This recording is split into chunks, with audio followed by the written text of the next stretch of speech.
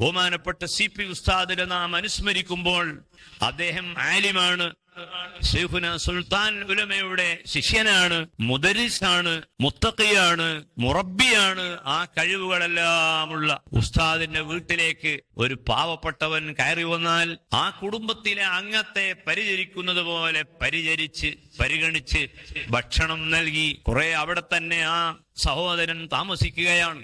അങ്ങനെ താമസിച്ച് വിവാഹത്തിന് ആഗ്രഹമുണ്ടോ എന്ന് ചോദിച്ച് എങ്കിൽ വിവാഹം ചെയ്തു കൊടുത്ത് അവസാനം ആ സഹോദരൻ ഉസ്താദിന്റെ വീട്ടിൽ വെച്ച് രോഗമായപ്പോൾ ആ രോഗമുള്ള സമയത്ത് ആ രോഗിയെ ആശുപത്രിയിൽ കൊണ്ടുപോയി ചികിത്സകൾ നൽകി. ആശുപത്രിയിൽ വെച്ച് ആ രോഗി മരണപ്പെടുമ്പോൾ കുടുംബത്തിലെ അംഗമല്ല, ആ മയ്യത്ത് സ്വന്തം വീട്ടിൽ കൊണ്ടുവന്ന് ഇവിടെ നിന്ന് കുളിപ്പിച്ച് അങ്ങനെ വേണ്ടതെല്ലാം ചെയ്തു കൊടുക്കുകയാണ്. യഥാർത്ഥത്തിൽ ഇതാണ് ഒരു മനുഷ്യൻ മറ്റൊരു മനുഷ്യനെ പരിഗണിക്കേണ്ട രൂപങ്ങളുടെ കൂട്ടത്തിൽ ഏറ്റവും മുന്തിയ രൂപം. ഇതാണ് മദീനത്തുർ റസൂലിൽ ഉണ്ടായിരുന്നത്.